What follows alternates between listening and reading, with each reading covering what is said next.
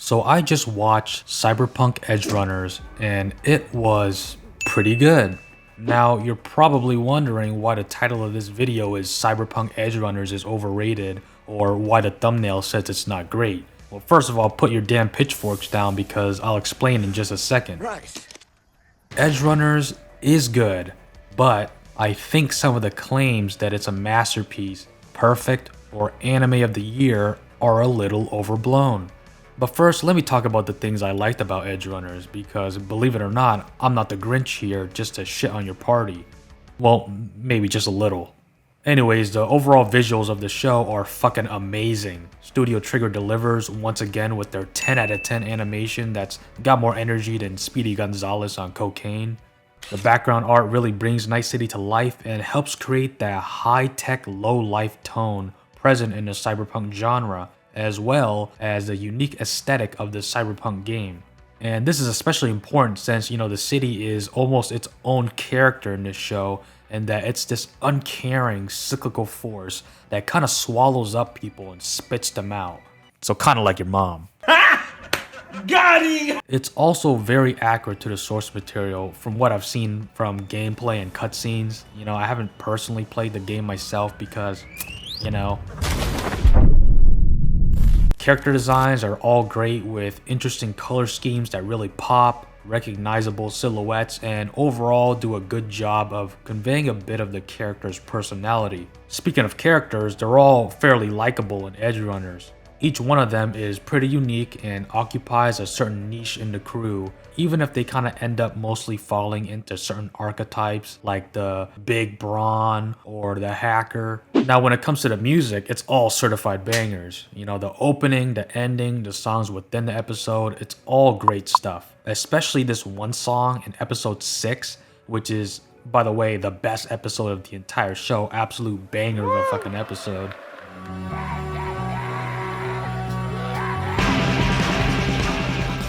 I also like the way they reuse and kind of recontextualize music from the game and kind of added new layers and emotions to those tracks. I thought that was pretty damn genius. Also, the voice acting for both the sub and the dub are great. No complaints there. I personally watched it in sub, but I did watch some clips in dub and it seemed pretty great. I didn't even know Giancarlo Esposito was the VA for Faraday. It seems like he's voice acting like every corporate villain nowadays. I will kill your wife. Last but not least, this is definitely one of the best video game anime adaptations ever, and I think it's a promising sign of how anime adaptations can enhance a video game and vice versa. But now you're wondering, man, you're going on and on about all the good shit about the show. Well, why do you not think it's great, or why do you think it's overrated then? What? Well, simply put, I do believe that there's a lot to like about this show, but I also think that there's a lot of flaws with this show that hold it back. It definitely seemed that this show had, a pattern with struggling in terms of fitting too many, story beats or plot points into only 10 episodes, right?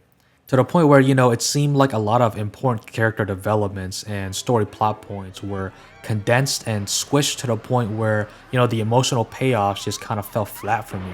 I mean, just for example, in the first episode, we are introduced to not only David, but, his mother. And you basically get to know his mother for like 10 minutes, probably less than that. And all she really does is, in a very clear attempt of exposition dumping and pretty lazy and bad writing, if I'm going to be bluntly honest, she's basically in the car with him and she's talking about how like, oh, don't you know I care about you so much and I work hard day and night to provide for you and have you up in that corpo school, and I want you to rise up the corporate ladder. By the way, your name is D. These nuts.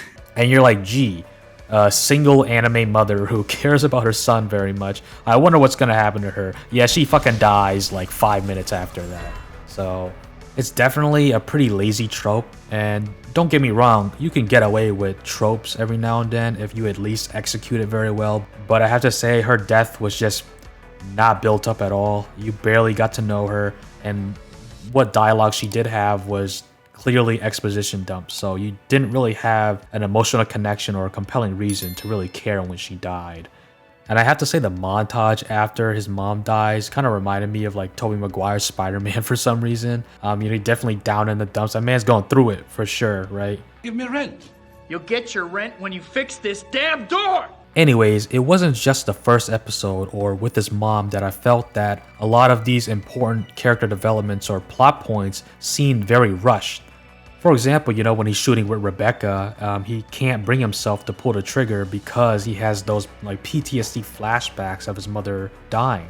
And later on, when I think the guy's name was Pilef or whatever, the dude with the long limbs and is apparently a Coomer, when he dies, right, David comes up to like the cyber psycho and he's about to shoot him again. He hesitates for like a second, but eventually he pulls the trigger. I felt like it would have been way more satisfying if there was more buildup to that theme, to that conflict. And speaking of, the death of Pilef also wasn't that impactful for me either. Yes, it was shocking and, it had that shock value, but it didn't really have a lasting impression because you only had glimpses. Yes, likable glimpses. He was cool, funny, entertaining, but you didn't really have that connection with him. It was not earned. It was not built up. So when he died, you're like, oh shit, that cool guy just died. But that's really it. You kind of move on very fast. Even Rebecca, the dude's own sister, didn't really seem that broken up about it. She was angry and she said something like, oh, I was supposed to kill him. There's a bit of confusion on whether she was talking about, Pilef or the cyber psycho, but either way, right? Like if maybe she had more layers to her relationship with Pilef that indicated, a bit more hostility to the point where she would want to kill him himself.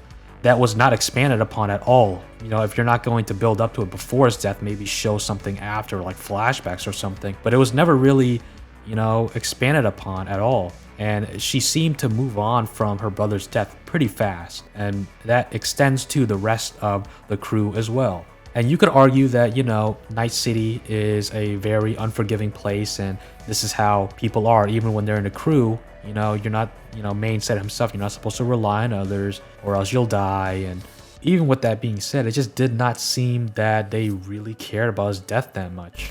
And when it comes to how compatible David is with these implants, the dude's able to use this shit like 8 times a day, maybe more, as opposed to what a normal adult who would have only been able to use it 2 to 3 times until they were burned out.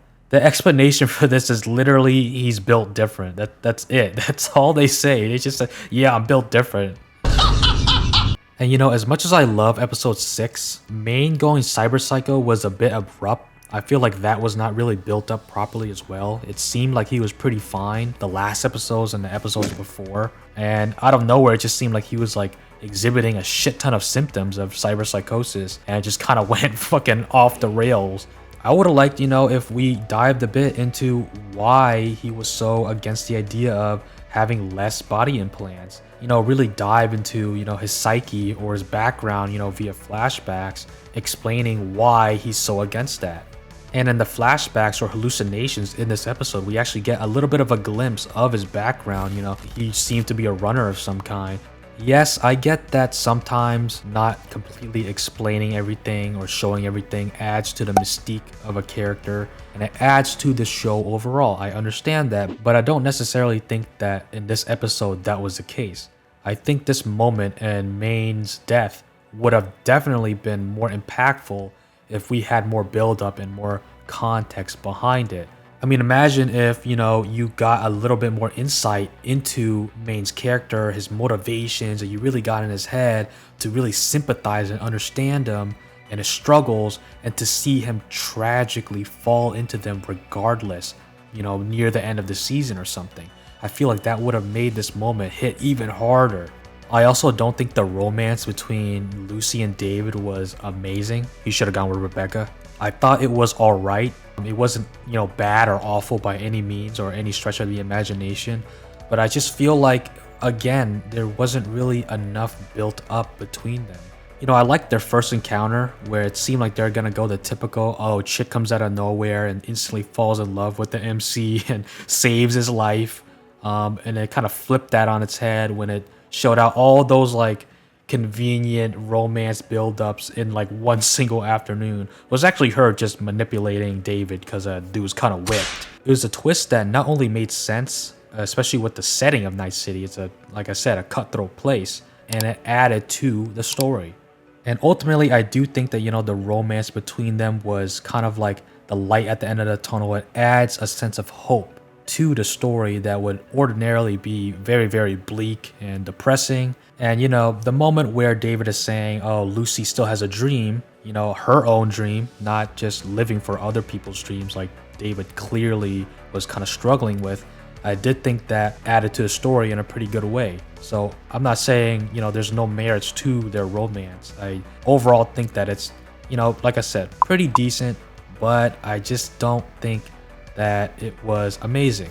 It seemed that after their initial encounter, Lucy was just kind of tolerating him being there. Obviously, you could maybe see that she had like a hidden soft spot. She was being kind of tsundere with David, but action-wise and emotion-wise, you didn't really see that much between her and David leading up to their talk on the roof and kissing. Girls are grody! Besides maybe like one little glance that Lucy and David had during like a montage, that was really the only thing I picked up. So yeah, consistently throughout Cyberpunk Edgerunners, it seemed to really struggle with building up all these important moments in the show, whether it was important character deaths or romance or plot points. And like I said earlier, the romance between Lucy and David is not just important for the themes of Cyberpunk Edgerunners, but the actual plot points of the events in the show as well. So if the romance is not properly built up or strong enough, the character motivations behind what Lucy and David does is also going to fall a little bit more flat. It's not going to be as impactful because you don't have that connection or understanding behind why they're doing this and why they're so motivated to save the others' lives. Because ultimately, David and Lucy's actions, their goals, and their eventual fates are all tied to how they care for each other, how they want to save each other, and how they want the best for each other. So if the reasonings and the character motivations behind those are not properly fleshed upon, I think it hurts the show a bit. Now, don't get me wrong, these moments in the show are still emotionally impactful, at least to a degree. If you don't feel anything watching Main's death sequence or, Lucy and David's dialogue as they're falling from the building, then I think you're either a Terminator or you're heartless. Or, well, Terminator is heartless, but you know what I mean. I think most of the impactfulness of these key moments is more so the excellent presentation as opposed to the meat or the writing behind them. Yes, a lot of the fights are fucking awesome. Yes, Main's death sequence is breathtaking. Yes, Lucy and David's dialogue when they're falling is a nice moment, but I think that's mostly because of the excellent animation, the music, sometimes the direction, but a lot of the time I wouldn't say the reason, or at least a big reason behind these moments sticking out so much, is the writing. I think right now it's easy to say that this show and its characters and its writing and its plot are all amazing because it's still fresh in our memory. I think people are underestimating how important writing is and proper build-up is in making things such as character deaths or plot developments really stick and have a lasting impact on viewers. Let's take Akame ga Kill for example. It was also a really popular anime featuring a team of people who were really, really good at killing people in ultra-violent fashion, and eventually members of the team would die off one by one in very shocking ways that at the time had an impact with the audience. However, the writing and build-up for these important character moments, plot points, and their eventual deaths weren't amazing. And I think it's why when you look back at Akame ga Kill, you usually remember how shocking the deaths were, at least when you first watched it. But it doesn't really have that lasting impression anymore, and it just does not seem to resonate with audiences at the same level. Don't get it twisted, I'm not equating Cyberpunk Edgerunners to Akame ga Kill. In fact, I like Edgerunners a lot more than Akame ga Kill. I'm just saying a lot of the reasons why Akame ga Kill is not a masterpiece or isn't as impactful as it could have been are very similar issues that Edgerunner struggles with. Now, I'm not the first one to point out that the plot points and character developments in Cyberpunk Edgerunners can be half-baked at times, but I've seen a lot of people defend the show with statements such as, you know, if a show's biggest flaw is that you want more of it, then it's probably doing something good. Or they'll reference how the show is only 10 episodes, which, yes, that's a very short amount. I mean, less than even 12 episodes. And that is why they had to, you know, cut some material and try and fit in all that story and condense it into those 10 episodes. However, I don't think those reasons necessarily just take away the flaws of the show. Yes, 10 episodes is not a lot of time to work with, but if CD Projekt Red and Studio Trigger knew that the anime was only going to be 10 episodes, they should have written and tailored the story around the 10 episode limit. Instead of trying to cram so many different plot points and subplots and different character developments into such a limited amount of time, they should have just focused on a more select, limited amount in order to make them more compelling and impactful. For example, Lucy and David's romance, or Maine eventually going cyberpsychosis, both of which I think would have benefited immensely with more time built up to those moments and, you know, having a big crescendo.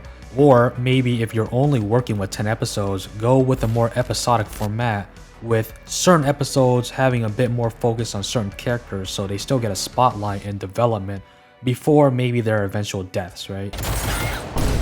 And let's not forget that you can do a lot with a limited amount of episodes. You know, you have critically acclaimed 12 episode anime such as The Promised Neverland, you have, you know, Death Parade, and you also have masterpieces out there such as Mob Psycho 100 and One Punch Man, or as I like to say, One Peak Man.